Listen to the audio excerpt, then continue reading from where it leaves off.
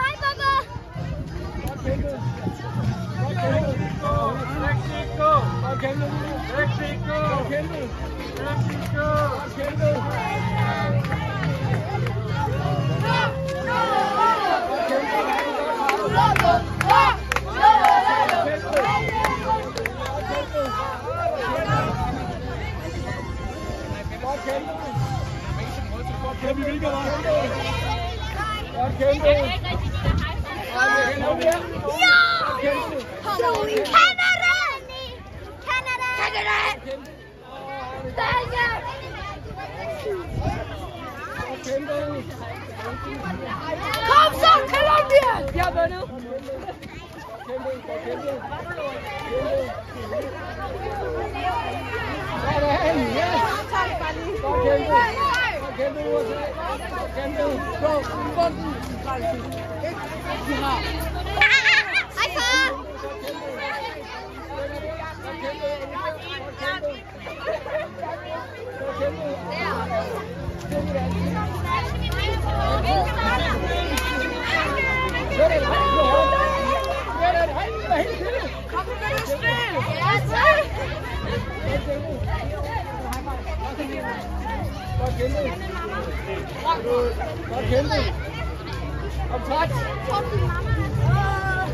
Hallo!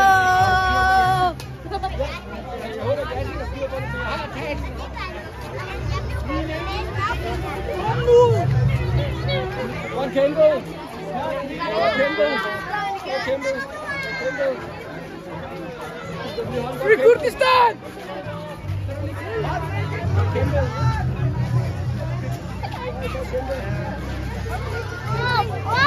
Åh, hvad så der, bror, mand? Hej, mor. Halløj.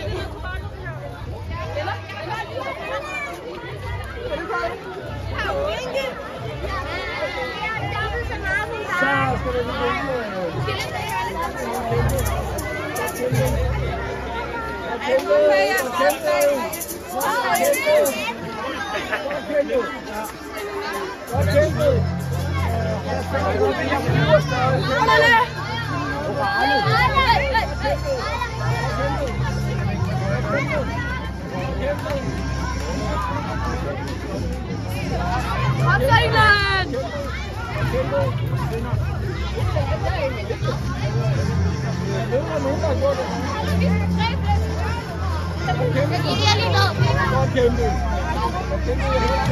Ja!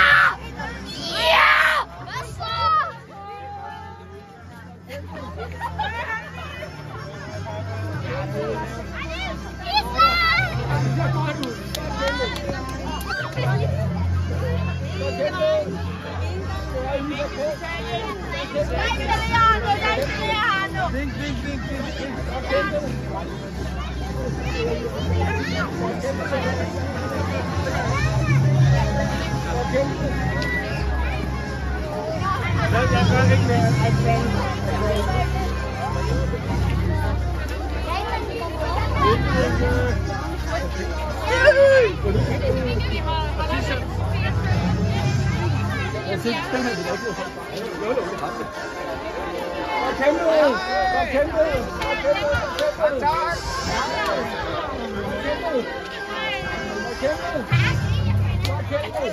Hvad så? Skål! Jeg kan ikke se det, men vi kan stå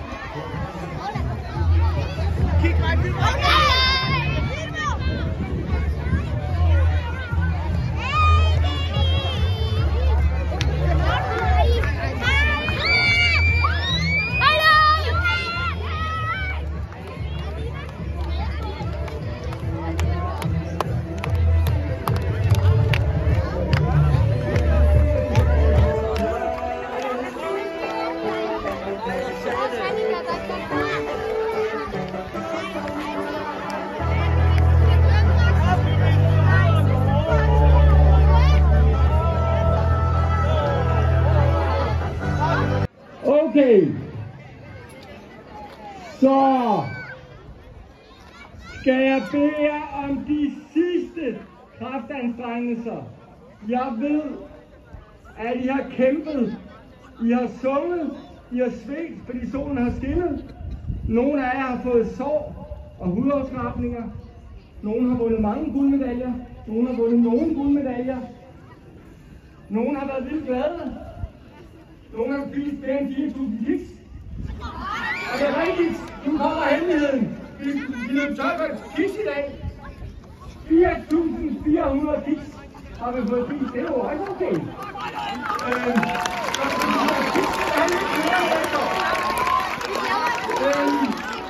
Til gengæld, så bliver jeg lige nødt til at sige noget, inden vi går i gang.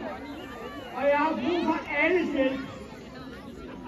Fordi sige, som jeg sagde i onsdags, så er vi rigtig mange børn i dag. Og vi har i dag fået hjælp af, normalt har der været 9. klasse, som siger, der er assistenttræner. Der er også der lande, hvor 8. klasserne har hjulpet, og de store elever har hjulpet. Så derfor vil jeg gerne have, at vi alle sammen nu giver en kæmpe hold til alle assistenttrænerne, som har hjulpet og ude. Rigtig store elever.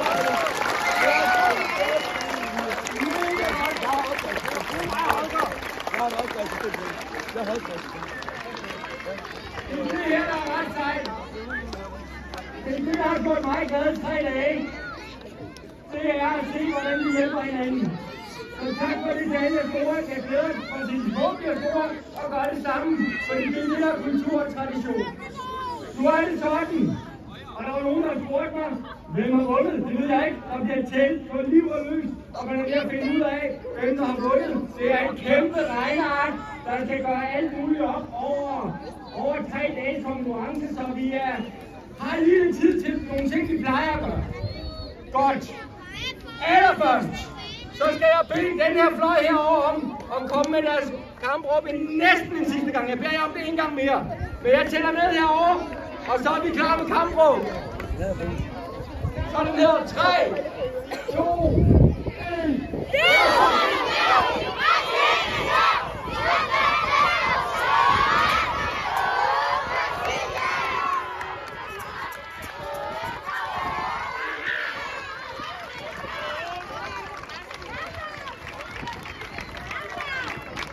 Okay, så tæller vi ned herovre, så det er her venstre.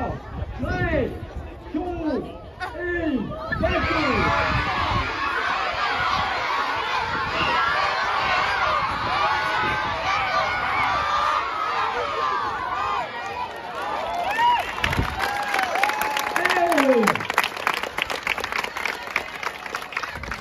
Okay, har I noget, hvad skal? 3, 2, 1.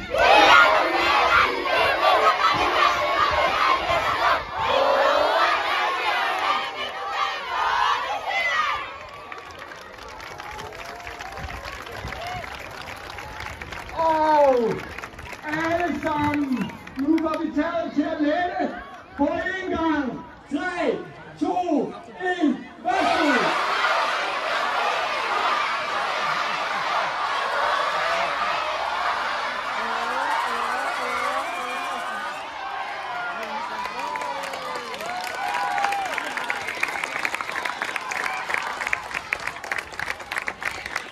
Det er sådan, at til et OL, så er der jo altid en OL-ild, der står og brænder. Og normalt slukker man ilden, når legen er forbi. Men da vi både skal danse, vi skal løbe om kap, og vi skal have pokaloverrækkelser, og der er ild og børn. Så derfor gør vi det, at mens der er ro på, så slukker vi altså ilden nu, men legen slutter først lige om lidt. Så nu var det nogle 9. klasser, der fik lov til at tælle den, så vil jeg gerne se Yasin W.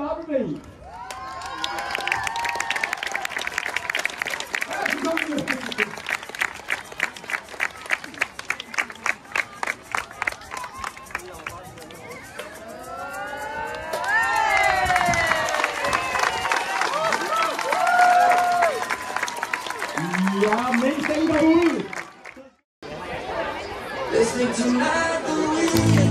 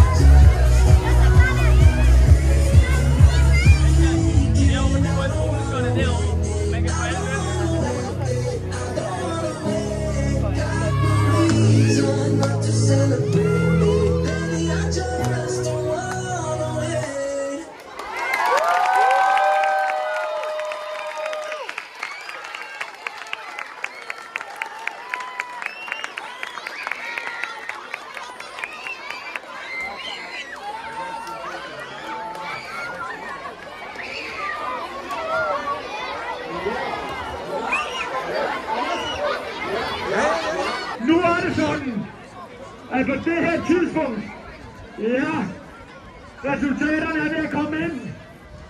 Men, hvad er det nu? Nå ja, okay. Nej. Hvad pokker, Berit er stoppet. Og hun klarer at komme ind på en cykel. Iført OL-farver. Vi er da helt til rotterne. Så må vi håbe på, at der kommer noget opfra, der måske kan hjælpe os. Og at få pokker, hvad gør vi så? Det kommer over med. Hvad siger vi? Sker der noget? Ja. Okay. Fantastisk.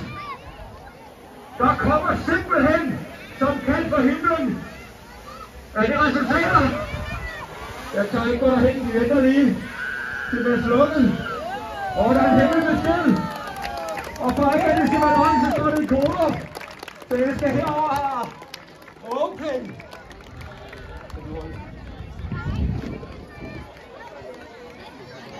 Og nu skal jeg på hinanden. Og det er nu, jeg bærer om den sidste valghøjhånd. Fordi på valghøj er vi 800 atleter. Og vi hæpper på alle. Ikke nogen bue. Vi klapper og vi fester, fordi alle har gjort sig umage. Lige her er der lidt konkurrence. Det må der godt være. Og det tager vi af, når vi kender dem op. Og nu har jeg glemt, hvem det var, jeg der stod med hemmelig besked. Så for ikke at komme til at lave en fejl. Godt. Det land kender jeg udmærket. Jeg har set, de har kæmpet hårdt. Jeg har mødt dem over i festsagen. Jeg vil gerne give en bronzemedalje til Rumænien.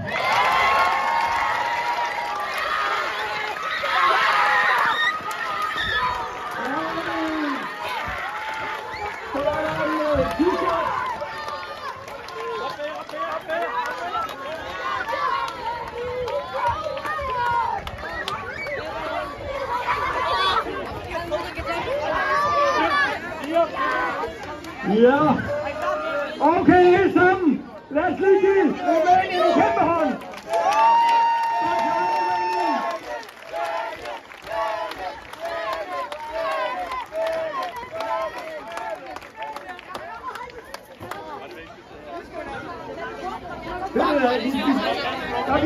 Der bliver spurgt, vi tæller ikke op, hvem der ligger under 1, 2, 3, så det er 1, 2, 3 fælles. Okay, godt klaret. Godt klaret.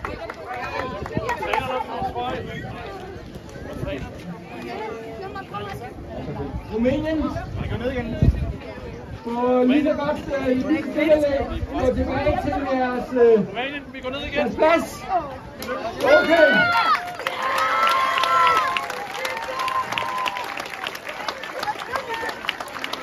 Okay.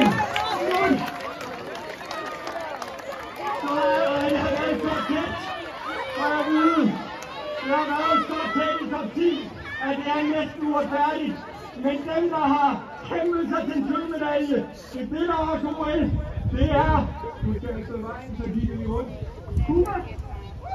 Cuba!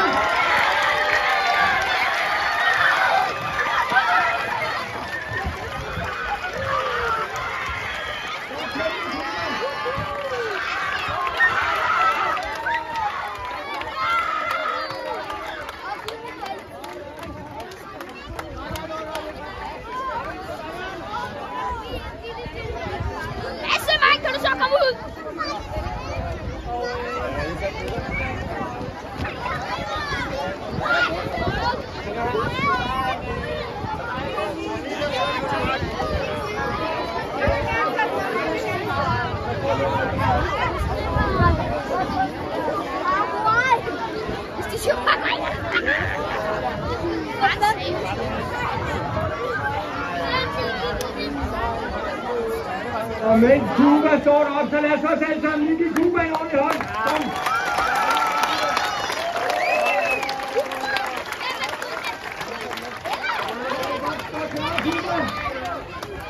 Okay.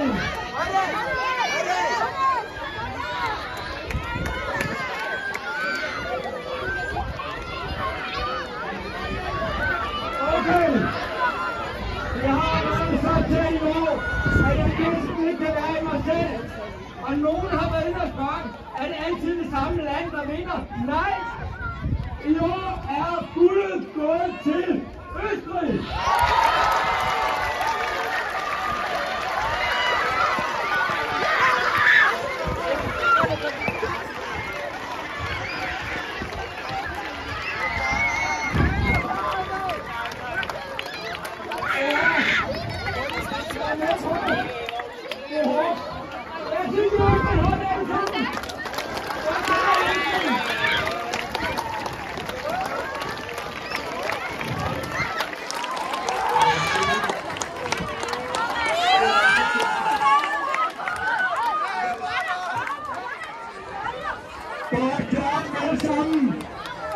Jeg skal kun sige, husk at tjekke ud.